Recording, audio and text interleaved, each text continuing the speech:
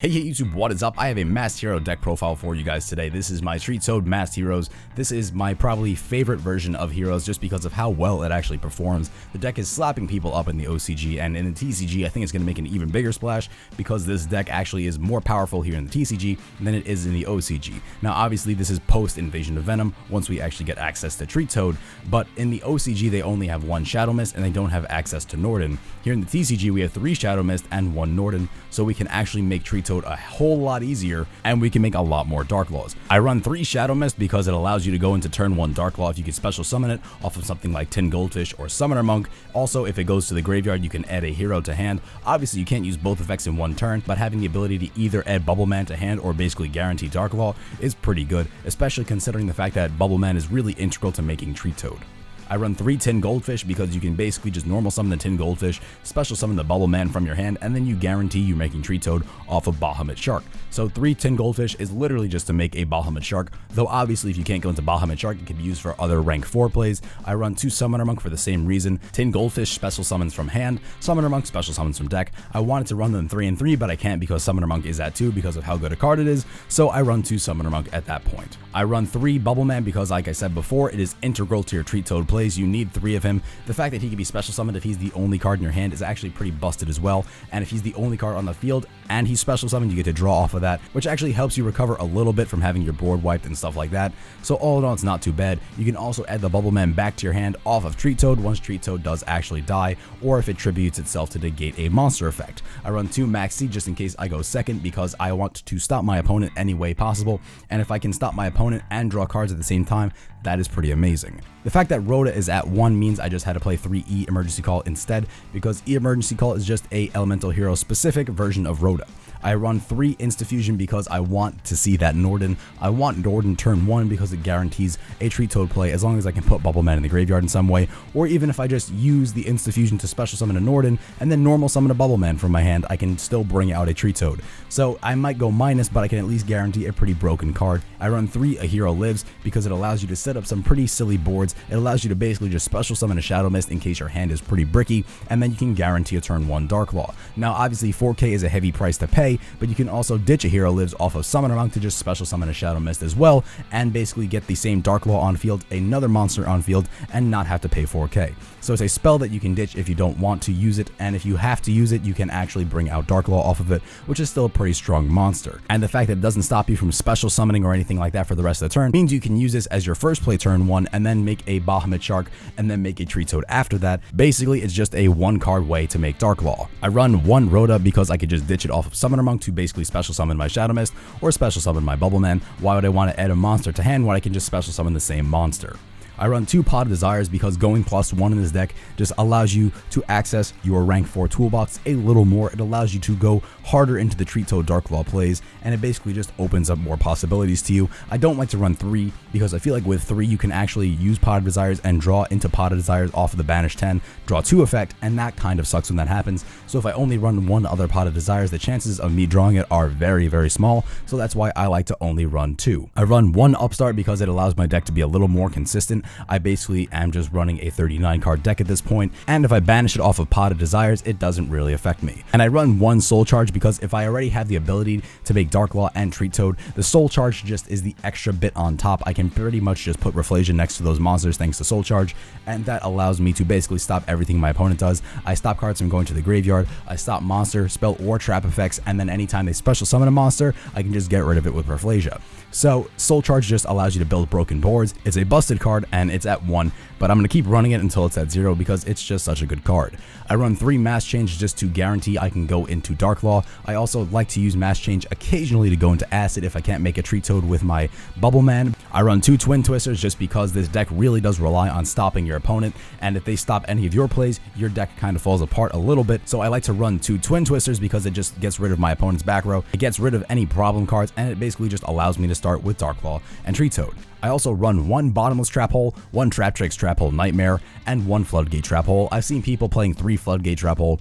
I don't like that. I don't like having only 1 play off of my Rafflesia. What if a Traptrix Trap Hole is a better play and I don't run it, and then Floodgate Trap Hole just puts a Blue Eyes in defense position, which is something I can't swing over with Dark Law, and it just kind of screws me a little bit. So I like to run 3 different cards because it gives me a little bit of variety. It makes it hard for my opponent to predict what card I'm going to use off of Rafflesia. So if I only use Floodgate Trap Hole, my opponent knows that's the only trap I have, and then they're just going to play around it in some way. But if I only use Floodgate Trap Hole and then they think they got me and I just bottomless them, they're going to be a little more salty. I run 1 Vanity's Emptiness because if my field is Vanity's Emptiness, Treatoad, and Dark Law, and if they don't have Raigeki and Dark Hole in their hand, they pretty much lose because they can't special summon, they can't get rid of my monsters, and the only thing they can do besides that is maybe Twin Twister, which I can also just negate with the Treatoad. I then run the Solemn Brigade of 3 strikes and 1 Solemn Warning because this just stops my opponent's plays. I want to stop my opponent from making as many plays as possible, and Solemn Strikes and Solemn Warnings just help with that, which is also kind of why I run the Vanity's Emptiness and the couple of traps, because it just stops my opponent's plays.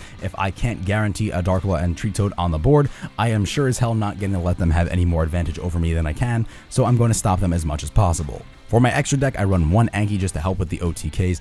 Anki is also good for swinging over monsters that Dark Law is too small to swing over, so you can just swing over with Anki, then use Anki's effect to mass change himself into Dark Law, which helps a lot. I run 1 Acid for the Pendulum matchups, for the Klee Demise matchups.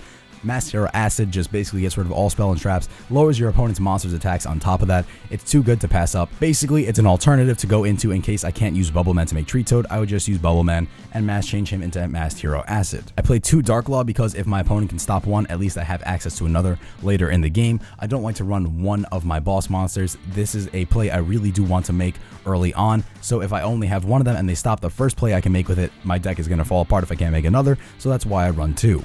I run 1 Norden as my insta-fusion target because it just allows you to go into Treatoad off of Bahamut Shark, or if you can't for some reason make a Bahamut Shark, you can still make a pretty decent rank 4 play by going into something like Utopia, 101, Castel, stuff like that. So it allows you to go into the rank 4 toolbox just in case you can't make Treatoad, but it also does help make Treatoad. I run 1 Utopia the Lightning just to swing over large monsters that I normally wouldn't be able to get over. If for some reason my opponent has a Blue Eyes and I can't swing over it, I would have to make Utopia the Lightning to go over it, or if my opponent makes Ulti Falcon, I'd have to use Utopia the Lightning to swing over it. So there are some cards this deck just can't get over without a really large attack monster, which is why I run Utopia the Lightning. I play 2 Bahamut Shark for the same reason I play 2 Dark Law. If my opponent stops me from going into Bahamut Shark, that stops me from going into Treatoad. And if I only run 1 Bahamut Shark, then I have 2 useless Treatoad in my extra deck, and I can't go into it later. If my opponent only assumes I run 1 Bahamut Shark and then I make a second one later and bring out the Treatoad late game, that's even more deadly. So I like to run 2 Bahamut Shark because I don't like to run one of my boss monsters, and I consider Bahamut Shark a boss monster because it's the only card that allows me to go into Treatoad. I play 1 Utopia just to go into Utopia the Lightning. I play 1 Silent Honor Arc just to take my opponent's problem monsters. Like I said before, if there's a Blue Eyes on field and I can't swing over it, I'll just take it with Silent Honor Arc. The other cool thing you can do with Silent Honor Arc is because it's an Aqua type, you can actually take your opponent's monster if they activate a card effect, negate it with Treatoad by tributing the Silent Honor Arc, getting rid of your opponent's monster effectively, and then keeping a Treatoad on board so that you can use Treatoad to pop itself later on their turn when they try and activate another effect. I also run 1 Castel for a similar reason. I run Silent Honor Arc, it just helps me get rid of problem cards. I run 1 Abyss Dweller because it stops a lot of decks this format. It stops Blue Eyes, it stops Burning Abyss / Phantom Knight, it stops the water matchup. So if I can't make a Dark Law and I can't stop them from throwing their cards into the graveyard, I can make Abyss Dweller and just stop the cards that they do throw into the graveyard. I play 1 Traptrix Rafflesia because it's a way to search out any trap hole in the game. These trap holes are my target specifically. You can run different ones, obviously, if you feel like there are better ones, but I like Traptrix Rafflesia because it's a card that has high defense, it's hard to get over, and I can basically just search out any trap I want, and it itself is immune to traps, which does come in handy every once in a while. And I run 2 Treatoad because it is absolutely broken. I definitely expect Bahamut Shark to be hit on the next ban list, just like Ptolemaeus was hit when Infinity came out. And just a quick little side note, you can run these cards as well in your deck if you want to. These cards are just ones that I didn't have room for myself, but some of these do really help with OTKs and unbricking your hands. Excalibur basically just lets you make a 4K beat stick if you have 2 warrior monsters on board, basically a Shadow Mist and a Bubble Man. You can go into Excalibur and then punch for 4K. You can use Gagaga Samurai to go for an OTK if you want to. He can attack twice, so he can basically do 3,800 attack in 1 turn, which is not bad for 1 single monster on your board. You can also use Bujintai Tsukiyomi to unbrick your hands. If you have Shadow Mist in your hand, you can send it to the graveyard off of Bujintai Tsukiyomi, search with with this Shadow Mist to get a Bubble Man to hand, and you draw 2 off of Bujintai Tsukiyomi, basically turning 1 card in your hand to 3. So Bujintai Tsukiyomi is a good card to run, but I just didn't have room for him because I like to run 2 Bahamut Shark and 2 Dark Law. If you have other cards you want to take out of the extra deck, you could just slip these guys in. Thank you guys for watching this video. I hope you enjoyed it. If you liked it, don't forget to follow me on Twitter @Schwabs or like my Facebook page to see when I post these videos. And if you really enjoyed it, don't forget to click subscribe because it's free, it's fun, and I'll see you guys in the next one.